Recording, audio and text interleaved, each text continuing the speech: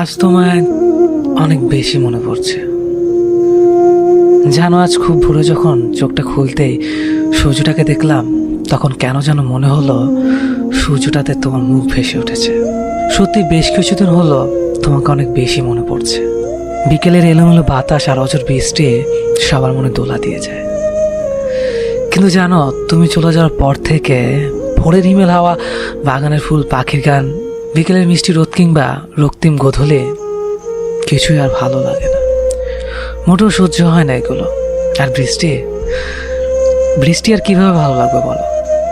তুমি চলে যাওয়ার পর থেকে তো এই দুই চোখ হয়ে গেছে আকাশ, যে আকাশ থেকে অযোধ্যায় বৃষ্টি ঝরে সকাল সন্ধ্যা। আচ্ছা, তুমি কি তা দেখতে পাও? আজ সংসদ ভবনের রাস্তা ধরে হেঁটে যাচ্ছিলাম, যে রাস্তা তোমার হাত ধরে হেঁটেছি অসংখ্যবার। জানো, আমার আর তোমার মতো অনেকে এখন এই রাস্তায় হাত ধরাধরি করে হেঁটে চলে। কেন আমাকে এভাবে কষ্ট দিলে? কি দোষ করেছিলাম আমি? কেন আমাকে প্রতিনিয়ত কাঁদতে হয় তোমাকে ভেবে? আজ রৌদ্রমুখর দিনটা হঠাৎ করে শেষ হলো বৃষ্টি দিয়ে, যে বৃষ্টি তুমি অসম্ভব ভালোবাসতে। শেষ বিকেলের আচমকা বৃষ্টি আজ ভিজিয়ে দিয়ে গেছে আমার সমস্ত শরীর। কিন্তু জানো, আমার চোখ ভেজাতে পারেনি। তুমি না বলতে রাস্তাঘাটে কান্নাকাটি করে বাচ্চা ছেলেরা। আমি তো আর বাচ্চা ছেলে নই, তাই রাস্তায় কাঁদতেও লজ্জা লাগে, যে কারণে সারা রাত লুকিয়ে কাঁদি তোমাকে ভেবে। বিকেলের ঝুম বৃষ্টি গোধূলিবেলা লাল রঙে ছেয়ে গেছে আকাশ। আর সন্ধ্যার পর দেখলাম আকাশে মেঘের সাথে পূর্ণিমা চাঁদের লুকোচুরি খেলা। প্রকৃতি আজ তোমার ভালো লাগার সবকিছুই তুলে ধরেছে। শুধু তুমি আজ আমার পাশে নেই। যেন মাঝে মাঝে ভাবি তোমাকে ভেবে আর কাঁদবো না, কিন্তু স্মৃতিগুলো নিষ্ঠুর প্রকৃতি বারবার তোমার কথা মনে করিয়ে দেয়। তখন আর নিজেকে সামলাতে পারি না, অযোধ্যায় কাঁদতে থাকি একা একা। জানো, এখন রাত 2টা। 2 ঘন্টা আগে সূচনা হয়েছে আরেকটা নতুন দিনের, 19শে মে। 2 বছর আগে এই দিনে সম্পর্কে ইতি টেনে আমাকে পাহাড় সময় কষ্ট দিয়ে তুমি চলে গিয়েছো। জানো, তারপর থেকে আজ পর্যন্ত এই দু চোখে ঘুম নেই। মাঝে মাঝে রাত জেগে কাঁদতে থাকে, আর আমার সঙ্গে মাঝে মাঝে কাঁদে ওই বিশাল আকাশটা। 12টার পর যখন তোমাকে ভেবে কাঁদছিলাম, ঠিক তখনই এক বুক হাজারে নিয়ে ফুপিয়ে কেঁদে উঠল আকাশটা। ঝুম বৃষ্টি শুরু হলো আবারও। ওই আকাশটাও কি আমার মতো একা? খোলা আকাশ আর আমি একসাথে কাঁদবো বলে ছুটে গিয়েছিলাম ছাদে। ছাদে আজ বিশাল আকাশটার সাথে কাঁধে কাঁধ রেখে কেঁদেছি আমি। আমার চোখ থেকে ঝরে পড়া অশ্রুকণা বৃষ্টির জলের সাথে মিশে ছাদ থেকে গড়িয়ে পড়েছে মাটিতে। আমাকে এক বুক কষ্ট দিয়ে যে মাটিতে অনেক সুখে ঘুমিয়ে আছো তুমি, কেন আমাকে এভাবে একা রেখে চলে গিয়েছো সেদিন? তবে কেন ভালোবেসেছিলে? কেন বলেছিলে সারা জীবন একসাথে থাকবে? তোমার কিছু সুখ স্মৃতি নিয়ে আজও বেঁচে আছি লাশ হয়ে। মাঝে মাঝে তারাদের সাথে এখন কথা বলে। জানো, তারারা বলে তুমি নাকি আবারও ফিরে আসবে। জানো, তুমি না জীবনটা আজ ধ্বংসের অনেক কাছাকাছি। নিজেকে আর কারো কাছে প্রমাণ করতে ইচ্ছে করে না। জানো, মা কি বলে? মা বলে আমি নাকি একটা মরমের জন্য নিজের জীবনটাকে নষ্ট করে ফেলেছি। আচ্ছা, তুমি বলো, ভালোবাসা কি কখনো মরে? জানো, তোমাকে এখনো অনেক ভালোবাসি, অনেকটা পাগলের মতো।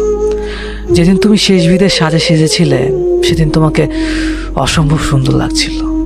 কিন্তু সবাই আমার সাথে প্রচণ্ড খারাপ ব্যবহার করেছিল সেদিন। কেউ আমাকে তোমার মুখটা দেখতে দিচ্ছিল না। শুধু তারা বলছিল মৃত মহিলার মুখ নাকি পরপুরুষকে দেখানো উচিত না। আচ্ছা, তুমি বলো, আমি কি পরপুরুষ? 5 ঘন্টা আগে খাটিয়ে ঘুমিয়ে থাকা মেয়েটির সবচেয়ে আপন যে এই ছেলেটাই ছিল, তা বলার মতো সেদিন কোনো লোকই ছিল না। অনেক কাকতি মিনতির পর দেখেছিলাম তোমাকে। তোমার ঠোঁটের কোণে আগে সেই চিরচেনা হাসিটা সেদিনও ছিল। বারবার কেন যেন মনে হচ্ছিল তুমি চোখ খুলে তাকাবে, আমাকে কাছে ডেকে জড়িয়ে ধরবে। সেদিন তুমি অনেক নিষ্ঠুর ছিলে। পাগলের মতো সেদিন অপেক্ষা করেছিলাম তোমার ডাকের আশায়।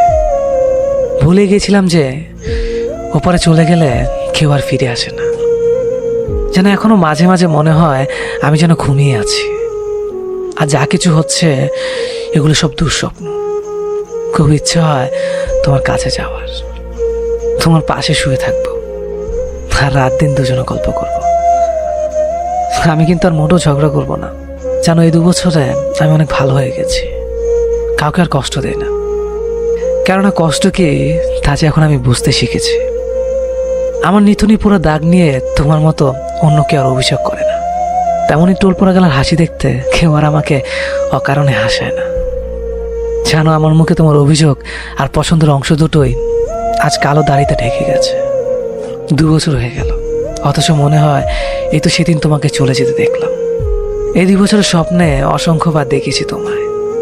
কখনো মুখ ভরা হাসি নিয়ে এসেছ, আবার কখনো মুখ ভার করে। কিন্তু যখনই স্পর্শ করতে চেয়েছি তখনই চলে গেছ আমাকে কাঁদিয়ে। কেন ওইভাবে কষ্ট দাও আমায়?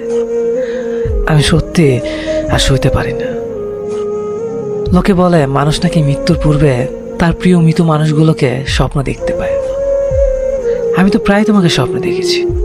কই, আমি তো মরি না। তোমার কাছে খুব যেতে ইচ্ছে করে, খুব। তোমাকে পেয়েও ধরে রাখতে পারলাম না। নিজেকে আমার খুব ব্যর্থ মনে হয়। আমরা দুজন দুজনকে চাইলেও বিধাতা আমাদের চায়নি। বিধাতার এই চাওয়াটা কি শুধু দুনিয়ার জন্যই ছিল?